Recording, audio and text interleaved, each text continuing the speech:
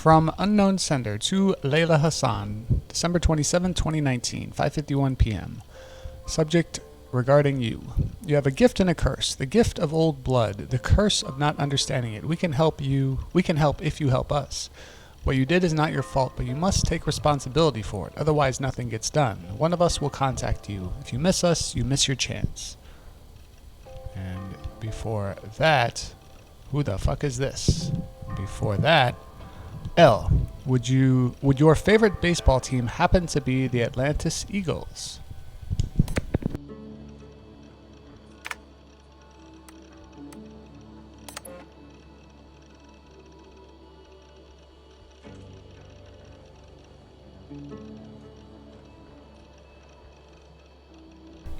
From unknown sender to Layla Hassan, L. One last message, after which all communication between us via this account or any other will cease.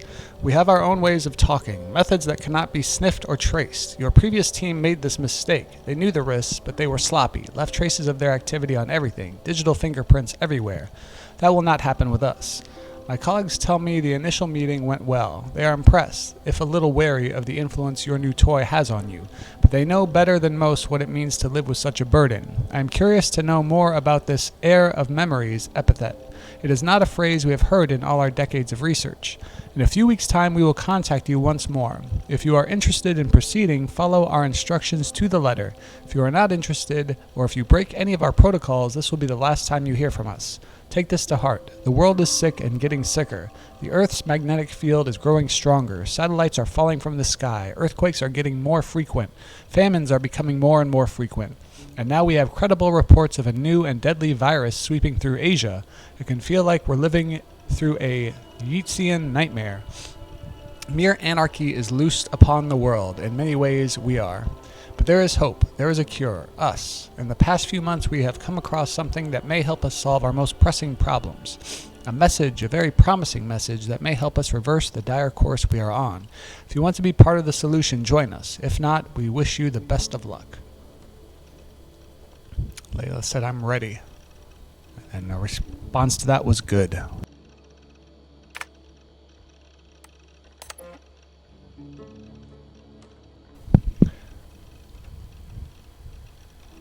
From Layla to Rami Hassan, her brother, I'm guessing.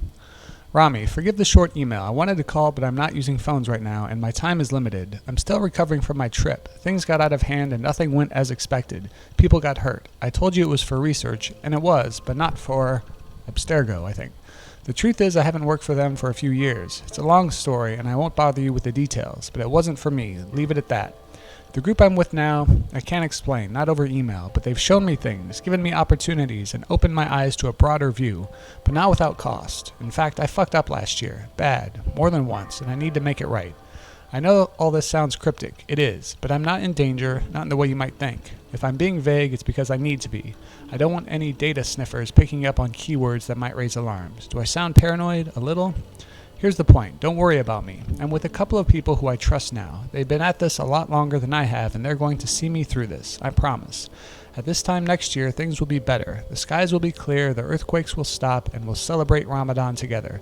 It'll be just like the 90s all over again. Tell Mama and Baba I miss them and that I'm doing fine. Your sis, L. Rami replied, I don't like the sound of any of this, Layla, and I don't like where this is leading. Not using phones is not the right way to ease my mind. You have my number. I suggest you call it. And no, I won't say hello to our parents for you, because doing so would bury me in questions I cannot answer. And to tell father that you no longer work for Abstergo would break his heart. That's all he ever talks about, how his daughter is on the cutting edge of neuroscience. The man doesn't understand the first thing about what you do or did, and he's still proud. I will not be the one to disappoint him. Is it COVID? Is that why you're being cagey? Something else? Call him. Call me. And stop this insane game of hide and seek. I just want to know that you are safe. Ram.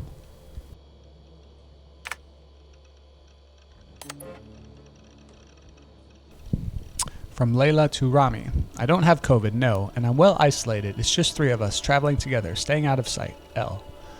From Rami.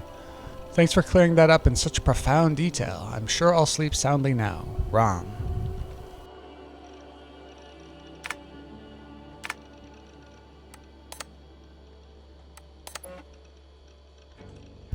English locales of note. Layla, as you traipse about England, Bex and I thought you might want to keep your eyes open for a few things. Assassin bureaus, or the hidden ones, more accurately. They operated in Roman Britain between the years 100 and 430 CE. It's not clear why they left, but the final date corresponds roughly to the Roman exodus from Britain, so I imagine their leaving had something to do with the empire's retreat. Mission accomplished, or a loss of faith? Not sure, but we do know that it was several hundred years before the hidden ones returned to the island. It may be Bassam and Hytham are the first in half a century. From our own archives, I believe there were 6 main bureaus operating in the Roman period. Leicestershire, London, Winchester, York, Essex, Gloucestershire. These won't be the Saxon names, so you have to read between the lines. Animus anomalies. Bex noticed these, about 10, embedded in the simulation. They're dense clusters of data that may screw with your ability to navigate Ivor's memories. Approach with caution. We don't know what they'll do if you get too close. They may be harmless, they may induce occipital shock, or wipe your mind. Hard to say, best to err on the side of hell no. But if you're curious, well, I warned you. Pieces of Eden. We don't know of any Isu artifacts you should be looking for specifically, but they're out there, and this was a period where they often cropped up in legend. Norse and Saxon songs and tales speak of them often, so keep your eyes peeled, especially around Stonehenge. How could that not be an Isu site?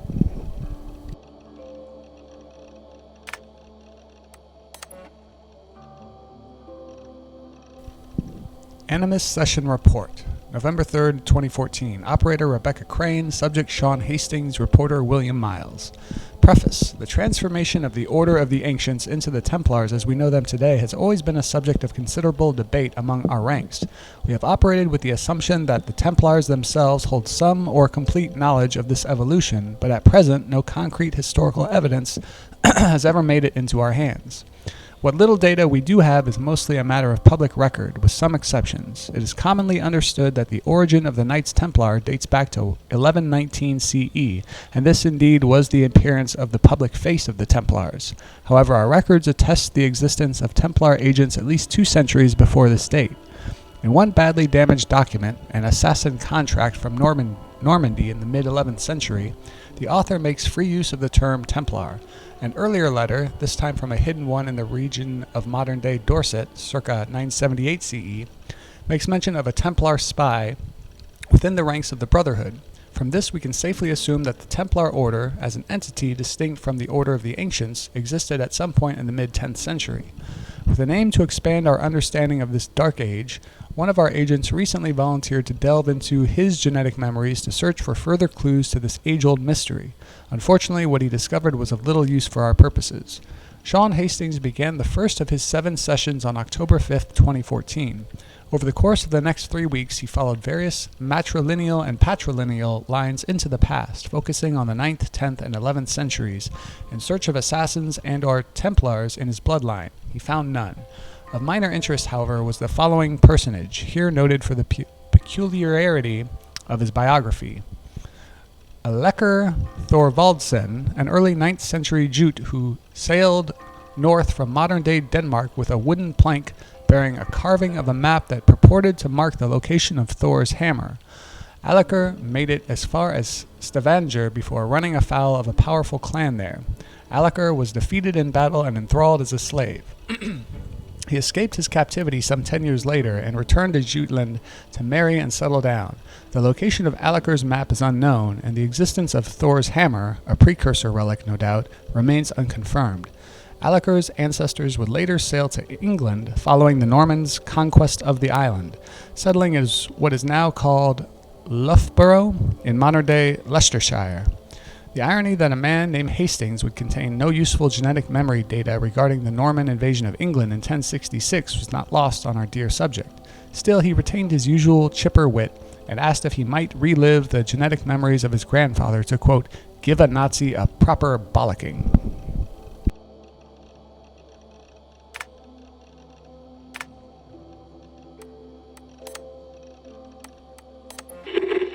I lived, I died, and now I sleep. And in my sleep I dream. And in my dreams I see an end to the doom that will grip the earth once again. Find the wolf-kissed. Find the mad one. Find me.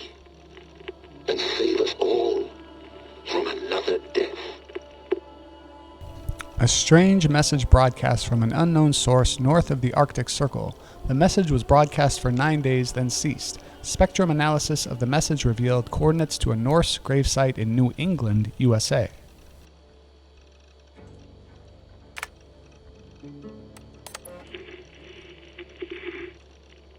Layla, thought you might be interested in this. Conversations that Bex and I had with Desmond back in 2012. December, I think. Just candid talks, that's all. We didn't square any circles or write any beat poetry. But he did have some interesting insights into his time in the Animus and what it means to be an assassin. Anyway, have a listen. You might find you and he had similar experiences. So, well, let me know what you think. Unless it's to tell me I sound like a total prat in these recordings. If that's the case, just say nothing. I mean, I did have a slight cold at the time I recorded these. That's probably why I sound odd. Anyway, okay, I'm done anyway. So, turn off. Turn off. Oh, it's actually just a button. Sorry, here we go. Message from Sean to Layla.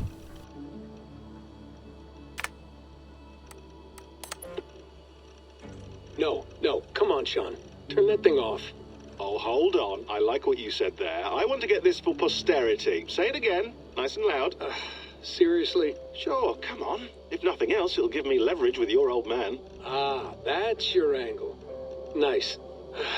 What I said was, I wish I hadn't been born into the Assassins. I wish I had chosen this life. Is that good enough? Sure, but why is that? Because choice is the central idea of our creed. It underpins everything, right? It's about free will. It's about seeing the evidence before you and saying, yes, this is what I want. Or, no, this isn't for me. But when you're born into a group like this, or any other, like I was, you get mixed signals. You get told over and over again, this is what we believe. These are the rules. This is reality. No deviation. And if you question it, oh, they look at you like you killed a puppy. That's hardly free will. It's a weird irony when free will is your central belief, but nobody wants you to believe otherwise. I don't know how to say it exactly, but I always thought there was something self-destructive about our creed. If free will is the most important moral guidepost we have, we should be free to ignore it. To choose submission, for example. You know what I mean? Like, we should be free to side with the Templars. If it's really my choice, I could do that. Right. It's almost self-refuting. A democracy could democratically elect a dictator or choose to get rid of democracy altogether. Within our creed is the seed of its own destruction. That's what makes it powerful, I think. And fragile. Right. The more freedom you have, the more risky it is, you know? Anyway, my dad has mellowed over the years, but he was strict when we lived on the farm. He ran a tight ship. I never got the impression that I was free to choose my path forward. Our creed, our tenets, they were drilled into my head. By the time I was a teenager, I was following these rules out of a sense of duty. This was just what we did. That happens to a lot of organizations over time. A stagnation sets in, you know?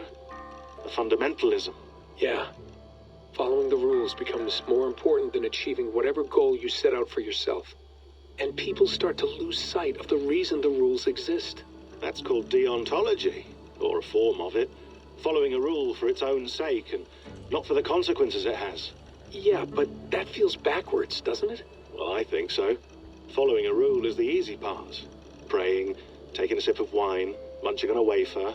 Rituals that give comfort. But that's just going through the motions.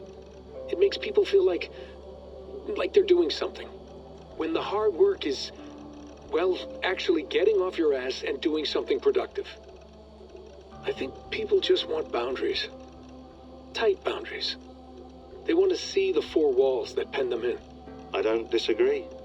Anything outside that, anything that makes life more complex, that's scary. That's why I envy you. You chose this life. You went through that process and you decided, yes, I believe in this. Sure. It didn't stop me from being an insufferable know-it-all as a teenager, but I see your point. I would have loved to have been a know-it-all. I knew nothing. Not until you guys found me. Yeah. It wasn't until I met you, and Bex and Lucy, that I knew. I knew I wanted to be an assassin. Oh, thanks, Des. Come here. Bring it in, bud. I don't normally like touching, but I'll make an exception now. I am not hugging you. You sure? Because I smell very nice today. Can't you just turn that off? Audio recording dated December 19th, 2012. Hold on, I'll just set this here. Do you guys record everything we talk about? Not everything, but you've been using the Animus so much, I thought this was a good chance to learn some things about prolonged exposure. So I'm your guinea pig. No, my guinea pigs are all dead. The Animus was too much for them to handle. Cute. Can I ask you about the bleeding effect? Any recent flashes? Any memories resurfacing? Yeah, the usual things. Ghost images of Altair and Ezio a few times a day. Nothing intrusive, just brief moments. They pass quickly, almost without me noticing. Like a figure in the corner of my eye. Or remembering a dream from the night before. I did have one extended hallucination a few days ago. It was Ezio. He was older, around the time he left Cappadocia. He was standing on the deck of a ship, alone. And through him, I could feel an intense regret or guilt. And it felt to me like he'd had a loss of faith in himself, in the creed, like he couldn't keep it up, couldn't stay true to his ideals. And as I watched him, I thought, is this the moment he decided he was done being an assassin? It felt like it. Anyway, most of my visions have been brief, lasting just a few seconds. They're like complete memories of small moments that appear suddenly out of nowhere, fully formed. It's a strange feeling. Okay, anything else? I'm starting to see Connor now, too. Though I hear his voice more often than I see him. I'm sure that will change. Oh, yeah, and yesterday, just before bed, I had a memory of being on a beach in the Caribbean with a bunch of sailors. Or maybe they were pirates. I don't know. No idea. Huh, we'll look into that. And how do you feel in general? In general? Well, I feel older, for one. Much older. And it's strangely comforting. I'm collecting the memories and skills and thoughts of so many people. I feel like I've lived a few hundred years or more. Is it possible that if I do this for too long, it'll push my own memories aside? That I'll be everyone but myself after a while? It's possible. That's called identity substitution. It's happened before, but it's rare. And someone with your background shouldn't need to worry. My background? You mean someone with my genes? My abilities? You have Isu DNA, and that lets you see things and do things and withstand traumas that other people can't. And I can suffer in ways that others can't. That's not something to be proud of. You mean the apple? Yeah. It has a pull, Bex. It tugs at my brain. It talks to me. Teases me. Drives me mad. And what I did to Lucy. God damn it. Nothing is worth the damage I did. The pain I caused. I know. But you're special. That's the point. I'm not special, Bex. I'm lucky. That's all. I understand. We're assassins. It's our creed that makes us different, not our genes, not our blood. Anyone can join us. That's true. But let's leave that aside for a second. What I want to know is, have you ever had any Isu memories resurface? Isu memories? I don't think so. I can't even begin to imagine what that would feel like. I think you'd know if you did. Maybe one day, we might be able to induce something. Jesus, let's fix the world first, okay? Before we start digging up my ancient ancestors. Deal. With my luck, I'll be related to some third-rate Isu like Sisyphus or something. Way to aim high, buddy. Hey, you gotta. Audio recording dated December 20th, 2012.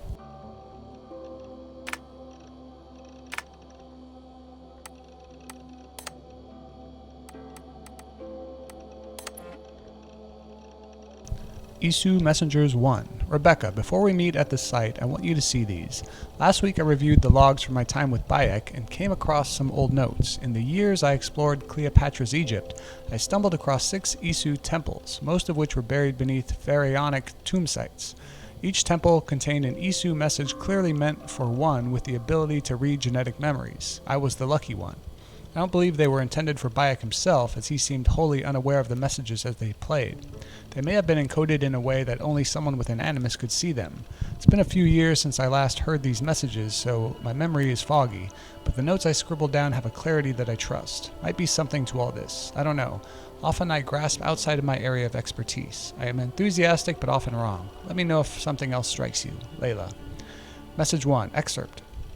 Layers upon layers of reality, each blurring into the next. Which is real and which is not? What if none are real? What if everything you know is false? We ran thousands of simulations, searching for the right version, searching for Desmond. Each one of them felt real, but there's no way of truly knowing, is there? Not for sure. Anything can be simulated, and finding the answer could mean erasure. Teasing the assassin maxim, nothing is true, must be careful not to confuse truths with facts. However, a language game you will always lose.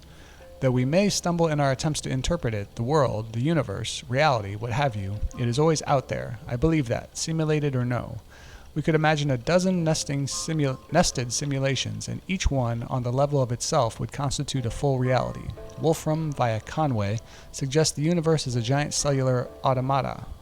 And further, there is a point where the difference between simulated and real is meaningless. If the universe were a simulation, what would it matter? The simulation, qua simulation itself, would be real, and therefore everything within it would be real within the confines of the simulation. Say a scientist were able to simulate pain by inducing only a few neurons to fire, no physical harm. I am in pain, the subject says. No, you only believe you are, says the scientist. This is meaningless, as is this. You thought you were in pain, but you were mistaken. Isu Messengers 2. Message 2 excerpt. No surprise, you are designed to have boundaries, after all, and one cannot speak of that which one cannot conceive. The code, equations that define life. They are nestled deep within every star and every mote of dust. Every second that passes is a word, a symbol, all part of an intricate yet simple language existing within the framework of time itself. It is the one rule which applies to us all, immutable, inescapable. We know this. Humans were the instruments of an earlier species, the Isu. Resist the temptation to say superior, different. They were better suited to some tasks, ill-suited to others, possessed of a mind that we cannot know. But that does not get us anywhere. What is it like to be an Isu? What is it like to be a bat? The implication that the Isu could read time is interesting, but if humans could read time, would it necessarily be in the same manner and for the same purpose? Whether constructed or evolved or a little of both as we are, we cannot be said to have been built to achieve the same ends. A round disc on its edge is a wheel, on its side a plate. How we use something can often determine its value and its perceived purpose. Isu Messengers 3. Message 3 excerpt. Break the code, break the node. These walls tell of a tragic story, a story we transcribed on our structures, on our artifacts, a story we could not alter, a mystery defying us in plain sight. We tried, our scholars and scientists, poets and physicists, bright minds, rebellious hearts.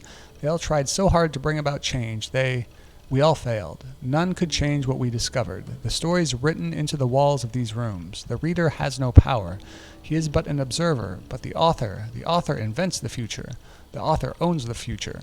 The Toba catastrophe, a supervolcanic event paired with a mass coronal ejection, was the beginning of the end for the Isu. It changed the Earth's environment, lowered its available oxygen levels, and generally fucked things up. The Isu never recovered. By our estimations, the last remaining Isu died just a century after the catastrophe. From that point forward, humans, their creation, ruled the roost. This disaster was not unforeseen. Isu scientists had known about their impending doom for years, perhaps decades, before the catastrophe occurred. To protect themselves, they worked feverishly to find a solution. 6 methods they tried, but due to a toxic combination of hubris, political infighting, and bad luck, all 6 failed.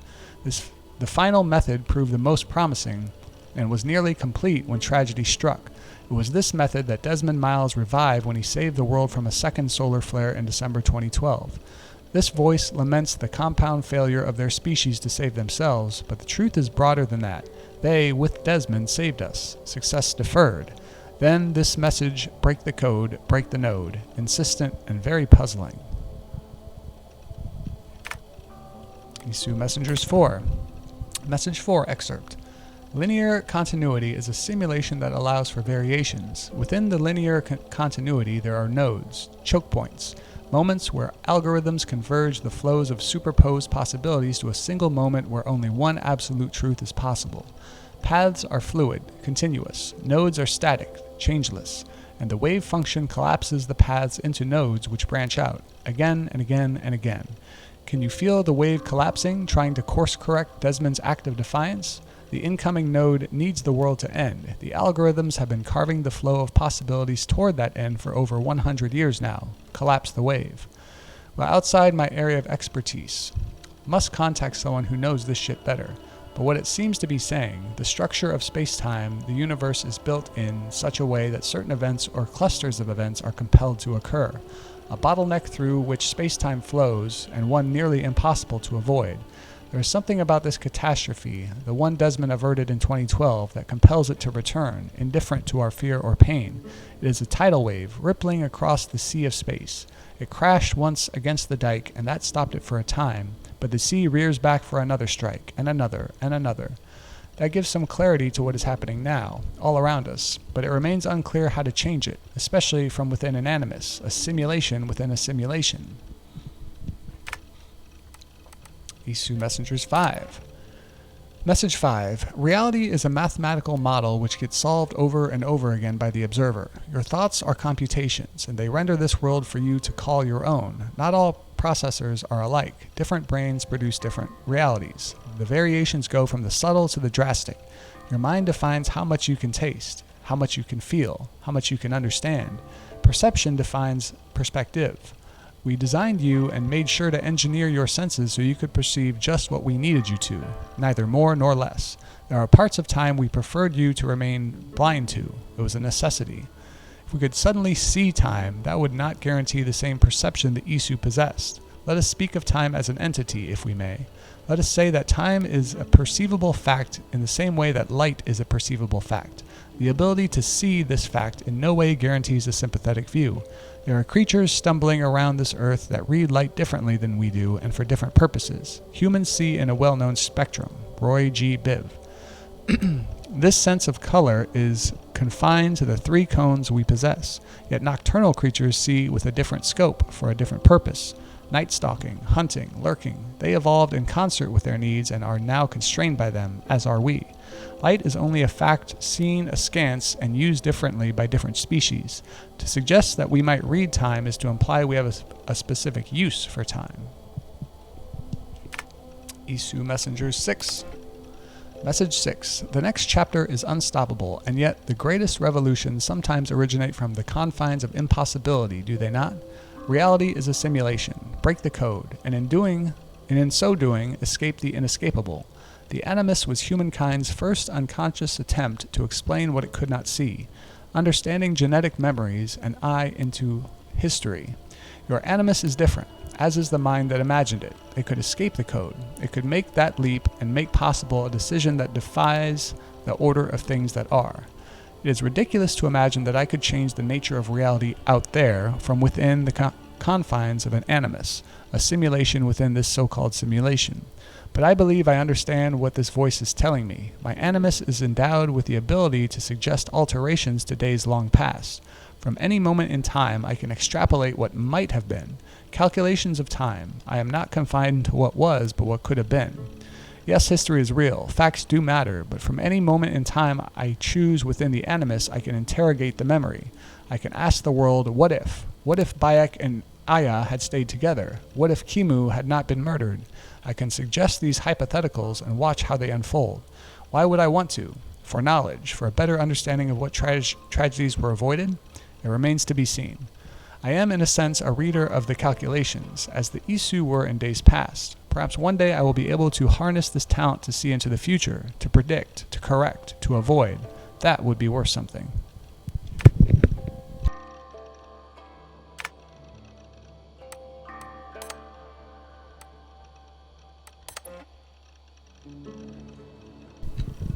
Staff of Hermes Trismegistus, something like that. Acquired from the eagle bear Cassandra, 2018. Presumed manufacture date late in the Isu Singularity Age, around 75,100 BCE, 2200 IE. This staff, one of many Isu staves known to us, is first and foremost a medical device with the ability to heal, repair, restore, and rejuvenate organic tissues with unprecedented swiftness. It has been known to extend the life of its bearers well beyond the average human and Isu lifespans, and is presumed to have the ability to resuscitate living creatures in critical or suspended states. It has not been verified if the staff has the ability to resurrect the dead, but this seems unlikely based on its known features. It appears to work by reading and copying its bearer's DNA to ensure perfect replication on a broad scale. It is able to detect erroneous copies and deploy repairs so long as its bearer remains within direct contact. It has been used as a weapon, infrequently, possibly by taking advantage of the tremendous power it draws from the Isu's wireless energy lattice. The staff has also acted as a conduit or container for the personality of an Isu called Alethea. It is not known if this personality is Alethea's original consciousness or a simulation of the original, though most neuroscientists would call this a distinction without a difference. As of early 2019, the entity known as Alethea has made no further attempts to contact me. As yet, my purpose as the so-called heir of memories, as Alethea has dubbed me, remains unclear. Known bears: Hermes Trismegistus, or 75,100 to 75,000 IE, Pythagoras, 6th century BCE to 5th century BCE, Cassandra, 4th century BCE.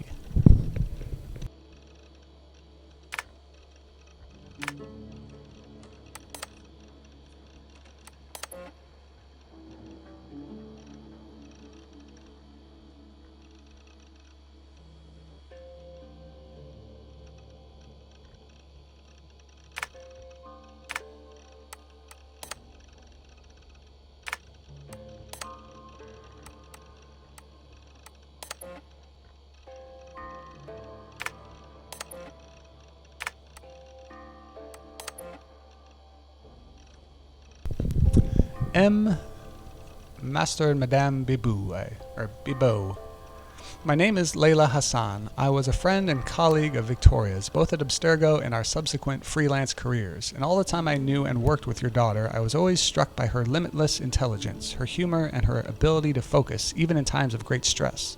She was an inspiration, not just to me, but to all those who worked with her. I am writing to you now with the hope of shedding some light on the circumstances of her death. I realize it must be strange to receive a letter out of the blue from someone whose name you have probably never heard, offering to explain the tragic loss of one so dear. But if you'll allow me, I will try. I was with your daughter in the moments leading up to the unfortunate incident that took her life. In fact, I am partly to blame for...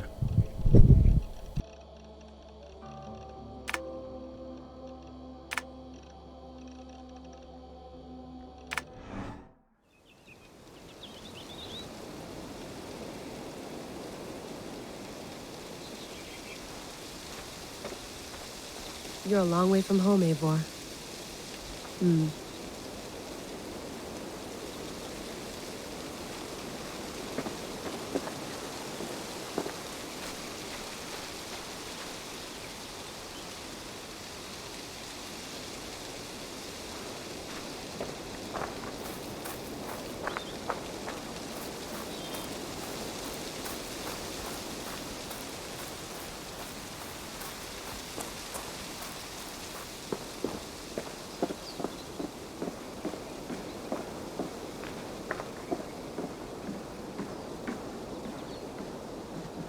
It's beautiful.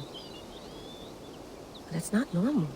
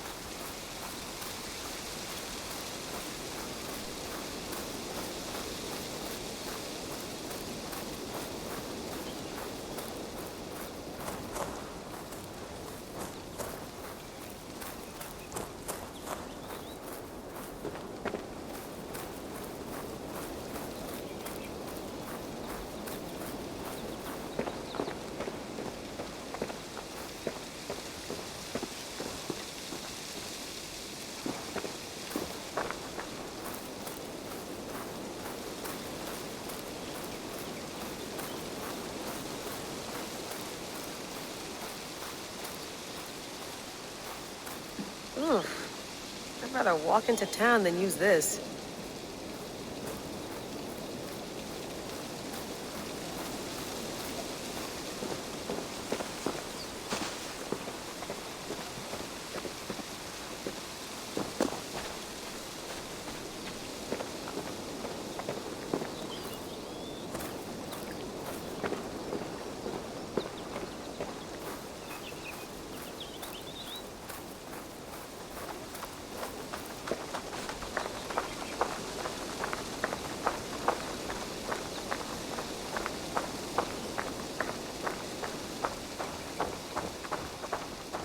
Layla, you can't run away from this.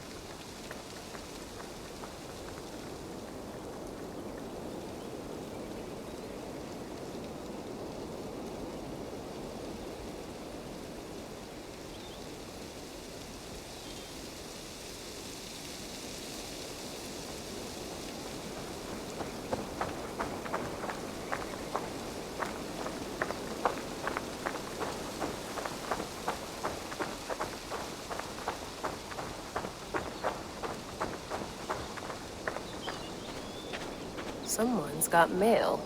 An invitation to a fair in Concord. Bring your best crop and you may win a prize. Tempting.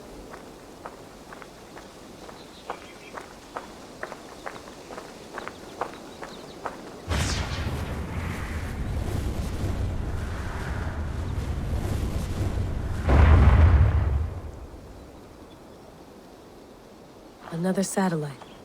Damn.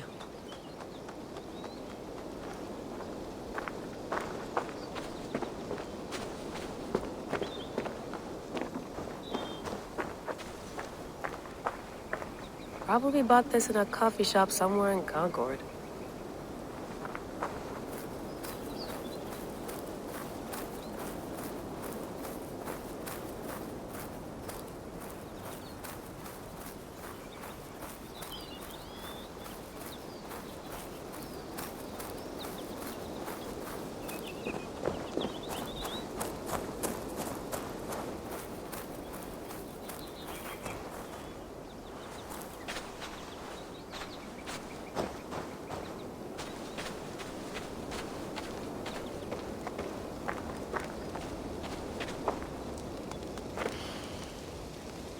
I should do this more often. Relaxing.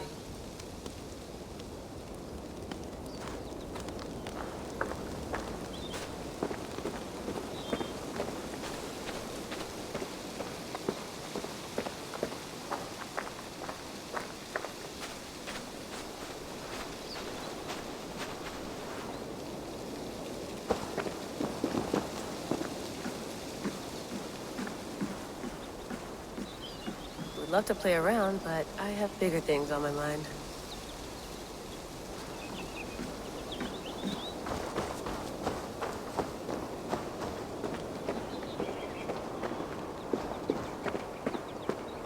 I'm not going anywhere. Not yet.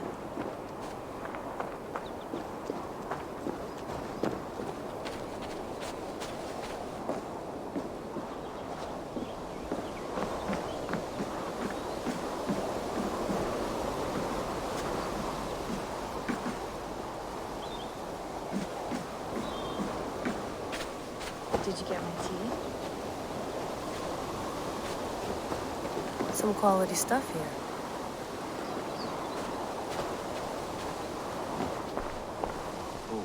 Mint tea is not actually tea, Bex. It's an infusion. It's really just dirty, minty water. I don't care what you call it, Sean. Did you buy any? Of course I did, love. Hey, sorry about pulling you out. The generator was sputtering. That's fine. I needed air. How is the Animus data stream? Comfortable? Felt pretty stable after a while. Good. Just give me a sec and you can jump back in.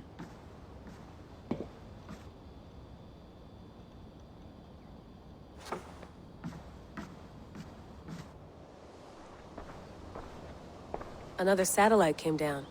Did you see? I did. One of Abstergo's. That's good. Well, most of North America just lost its GPS service, so depends what you mean by good, really. Right. Even when we win, we lose. Okay, we're all set. Whenever you're ready, you can jump back in.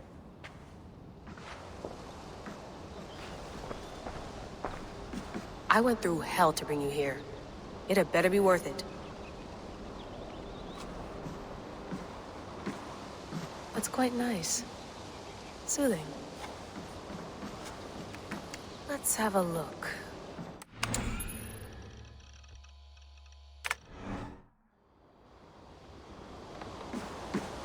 You mind if I put some music on? Go for it. Cool.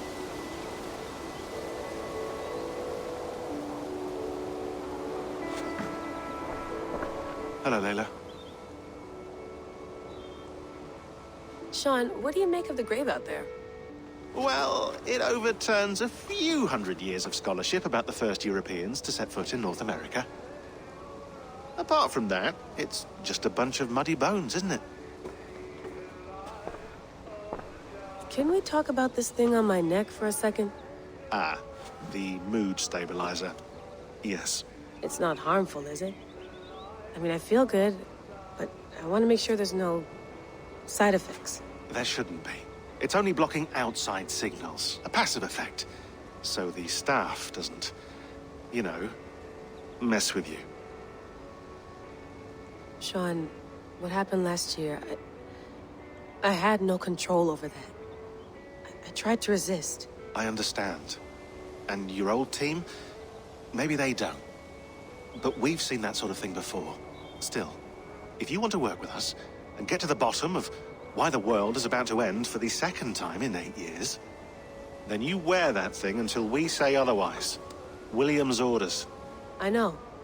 It's not a problem. It's just a few more weeks, yeah? Just until we figure this out. You're right. I know you're right.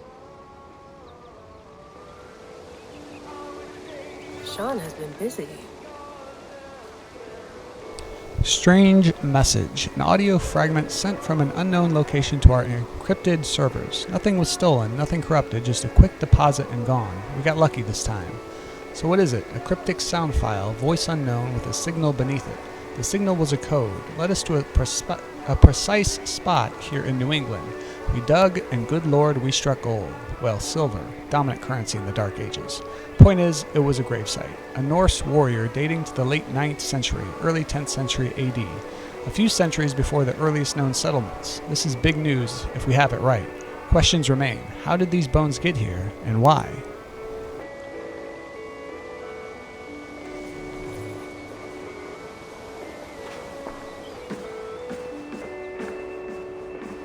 Please enjoy your stay. Remember, all the garbage must be packed out, and please water the plants once a day. Yeah, I won't remember that. You gonna put this in the fridge, Sean? Of course. In half a minute. Remember, tomatoes go on the counter, not the fridge.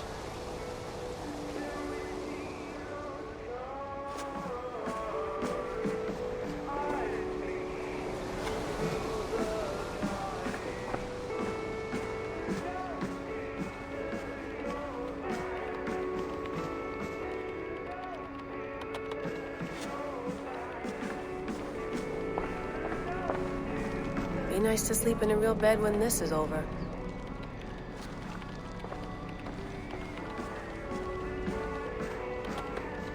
Feeling okay?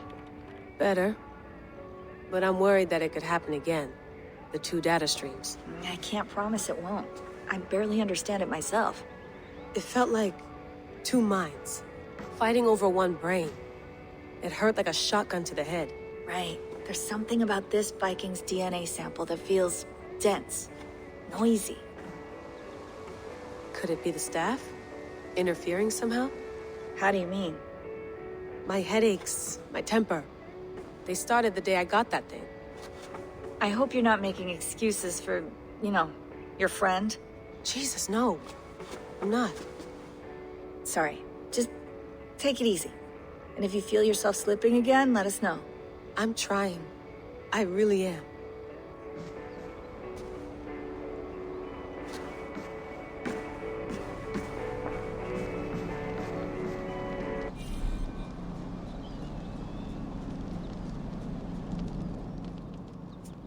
All right, time to go.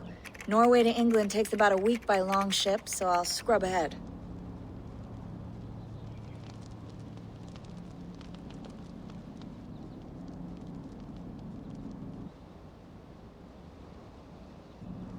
Layla, you okay?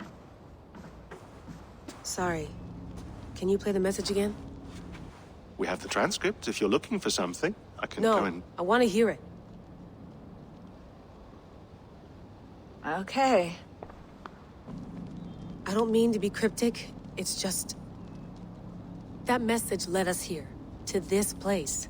To a Norse grave in North America. So those bones out there are the only lead we have. Our only chance at fixing this planet before it's too late. Here it is. I lived, I died, and now I sleep. And in my sleep I dream. And in my dreams I see an end to the doom that will grip the earth once again. Find the wolf-kissed. Find the mad one. Find me. And save us all from another death. Unsettling, that is. That pulse in the message. Are you sure it's just coordinates? Nothing else? Nothing I can find. Okay, I'm ready. Here we go.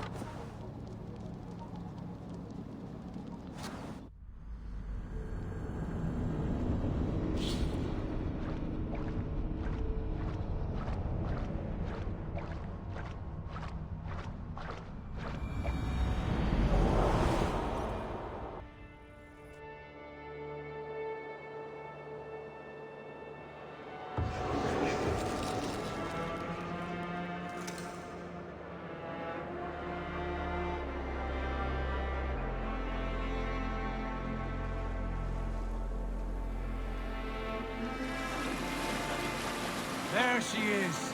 England, our new home. Not a patch on Norway, but we'll make this land our own soon enough. I'm glad to see any land at all. I will be happy to have my feet on solid ground again. We must not rush our landing. All you see here is Saxon territory. The Kingdom of Mercia, largely unpacified. There will be eyes watching us from the trees, with bows drawn and traps set. We must be wary.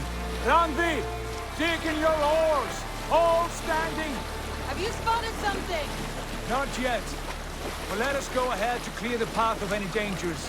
Then follow our lead when the sun brushes the horizon. Understood.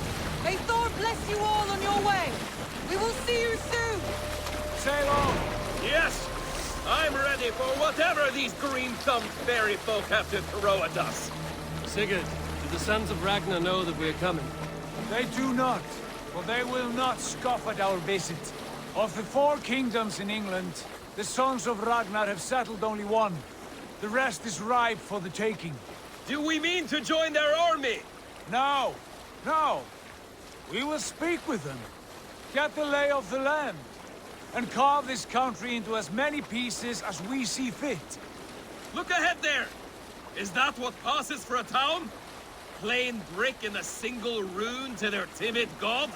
That rune is called a root, Dag. The cross upon which their god was sacrificed. It sits atop a monastery, a place of worship. That cross killed their Christ, and now they display it in worship? Bizarre. We carve idols of our gods and make wishes before them, like our sacrifices to Odin, the One-Eyed. But we do not worship the wolf that kills him. That is the difference. Whatever strangeness we see in these Saxons, they must think the same of us. The hammer! Now there is a symbol worthy of a god.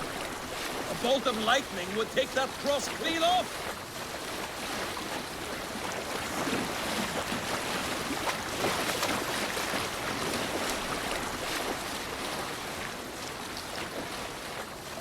Look there! What are they doing? Ritual drowning. Baptism, Dag. Are the ways of Christians really so unfamiliar to you? Not at all. I simply forgot. Someone has to keep the conversation up. It must be priests and worshippers alone in that place. We could storm this port with ease. Sack it without breaking a sweat. Is there much in the way of treasure there? Always! They shape precious metals and cut jewels to their gods. There will be a fortune there. Later, Dag. There will be time enough for raiding once we have settled.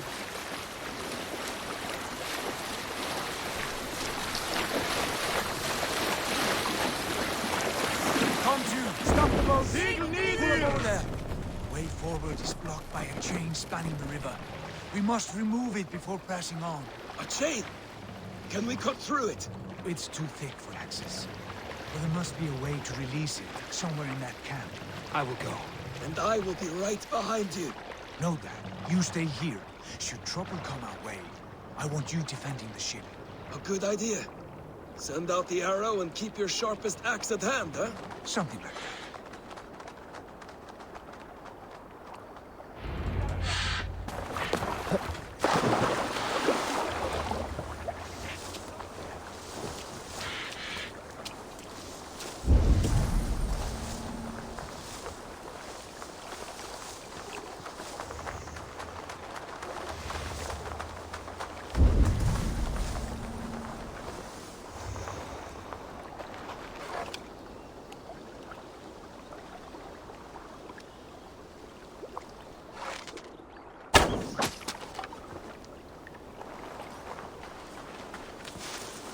They will attack on sight here.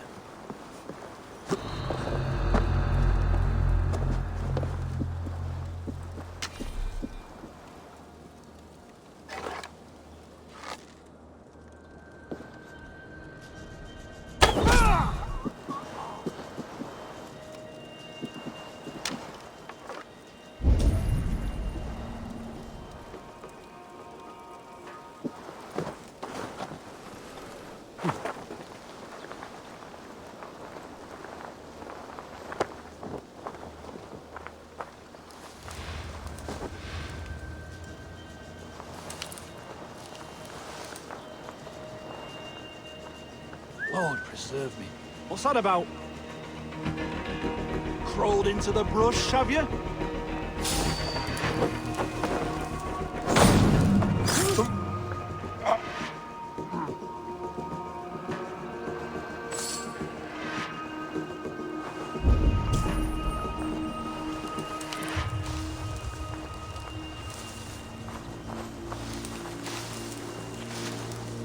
What's that about?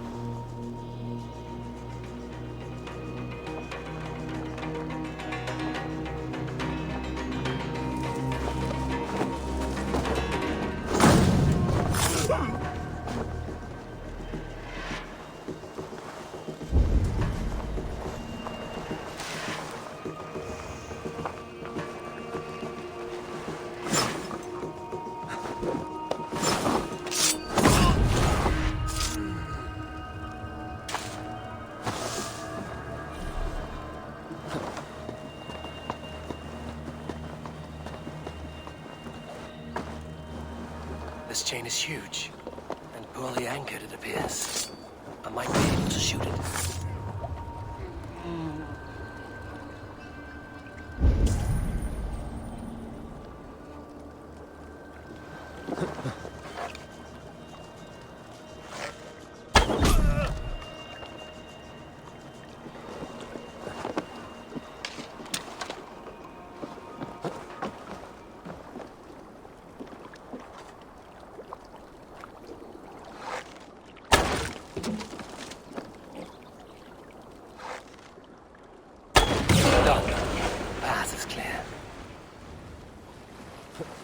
Chain is away! Hey, boy! Back to the boat!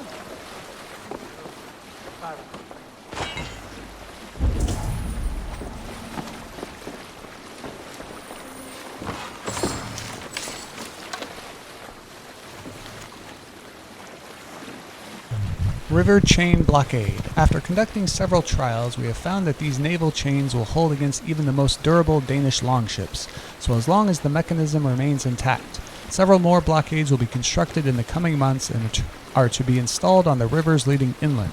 This is our best defense against any forthcoming incursions. It is imperative that these blockades be maintained and kept operational at all times.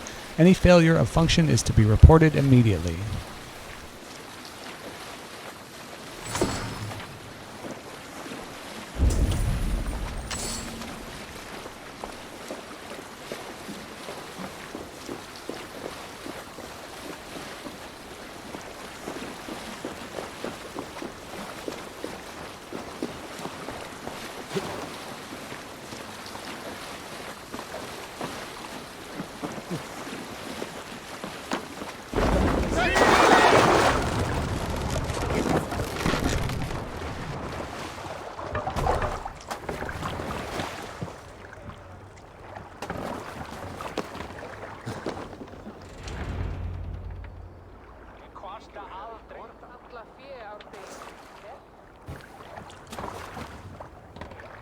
Fine work.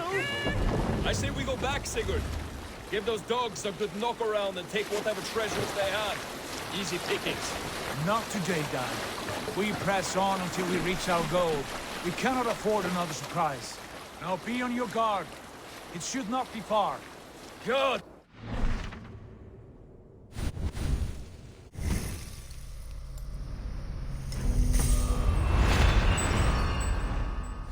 I hope they have food and ale on hand when we arrive.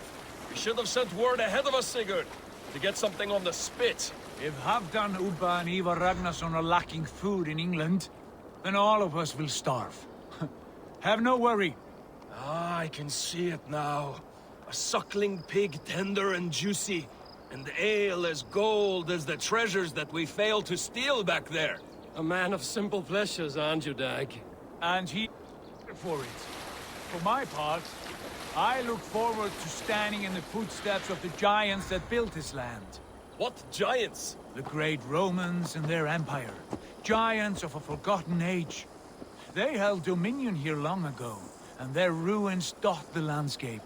Every brick and stone tells a story of conquest and glory. And now, they are rubble and ash. Ready to be... We will rebuild their empire, brick by brick, and ours will not crumble to dust. All things end, Dog. The ruins are not a warning. They are a testament. Look there, just ahead, where the sons of Ragnar make their camp. At last, to find our feet on steady ground. Sigurd, hold back. Something isn't right. Good eye. There's too little movement for an army. Only tents and a few men. Not the army we hope to find. No. Let us get a closer look.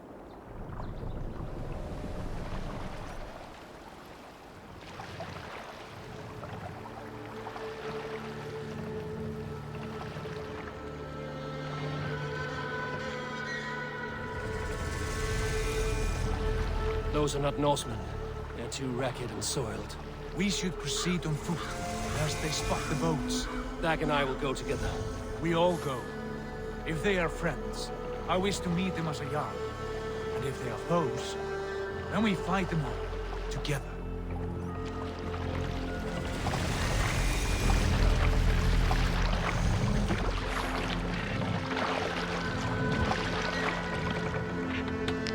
Who are these men? They speak with twisted accents. English, no doubt. Dag, Eivor! On me!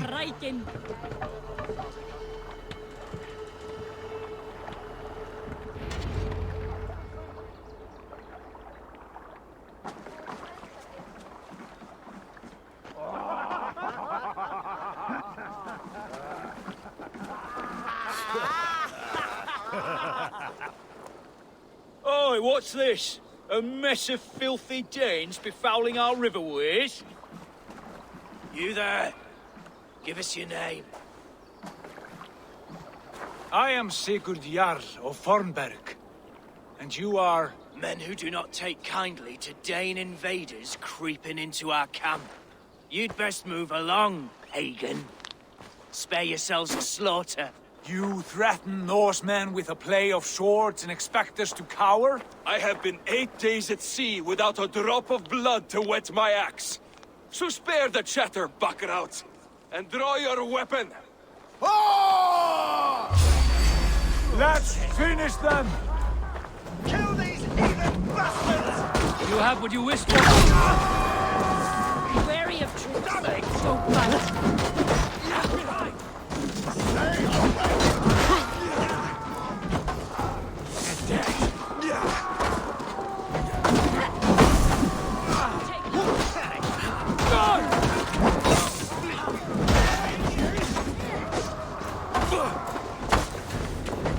Go down easy!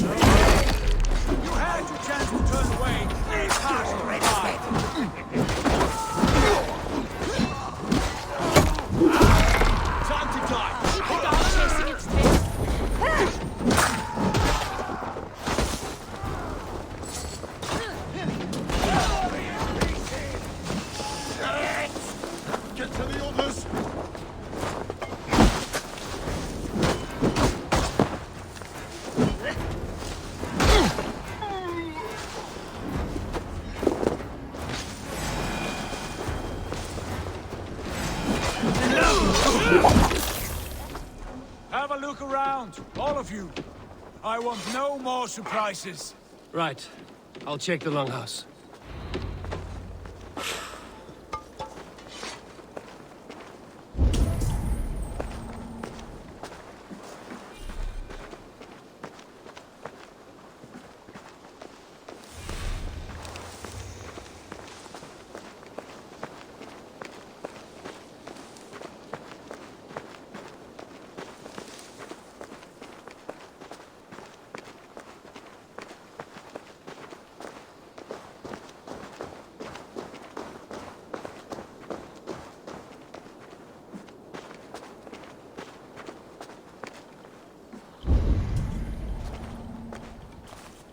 Wait. Who are you? Are you with those brigands as well? Sigurd, Dag, in here. Those men had prisoners. You there! Untie us! Let us walk and we will not hurt you! Quite bold in those bindings. I like your spirit. We are very agreeable people, I promise. You need not kill us. Peace, friend. We have no need or wish to hurt you. What are your names? Yenli. I'm a merchant, not a bandit like those others. And this is Rowan. Rowan, that's right. I'm a stable hand, that's all. I keep horses and, well, I did, till those brigands sold them off. They meant to sell us next, as slaves to the nearest bidder. But I ripped their eyes out before I let that happen. And how did you find yourselves here? We came to trade with the Sons of Ragnar, at Halfdan Jarl's asking. But they were gone when we arrived. Unbind them.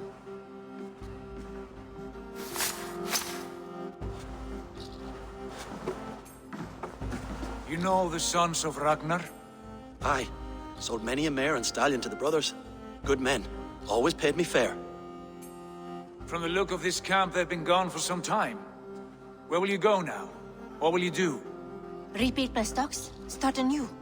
I have friends and allies across the land to aid me, but it won't be easy.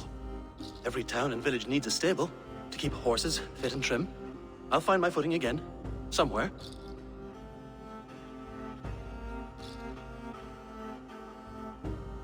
What are you thinking? That we could use their skills as we get settled. Having access to trade and someone to tend our mounts would be a boon. My thoughts as well. Any friend of the Ragnarsons is a friend of mine. Right, Dag? Whatever you think is best, Sigurd. Janli, Rowan, I am Sigurd Jarl of Fornberg, son of Styrbjörn. This is Eivor and Dag. Both of you are free to go, but more than welcome to stay if you're willing to pull your weight. We'd be happy to, if only to get back on our feet. Then let it be done. The Raven clan welcomes you.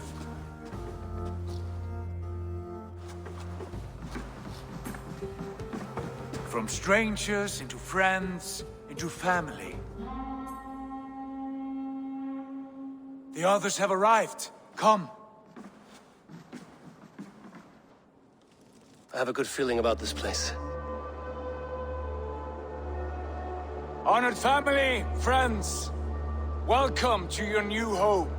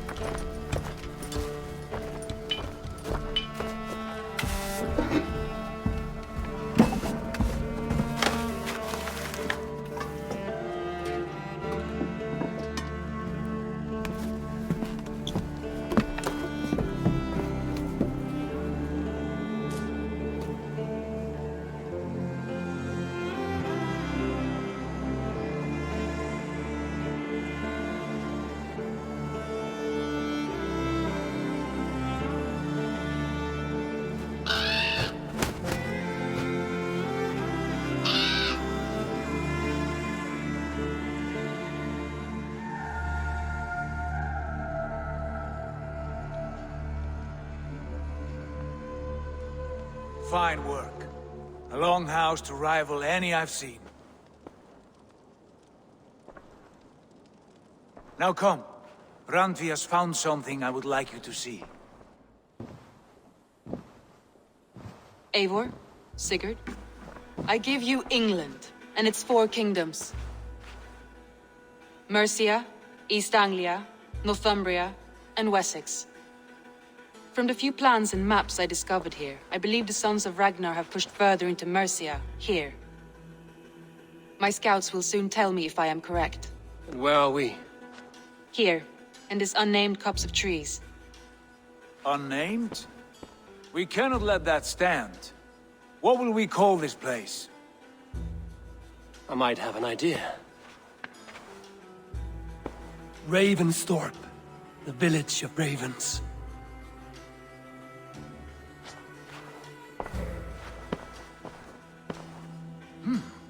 I like it. The poet in you sings once again. One day this name will be known throughout all of England. A name is only a beginning.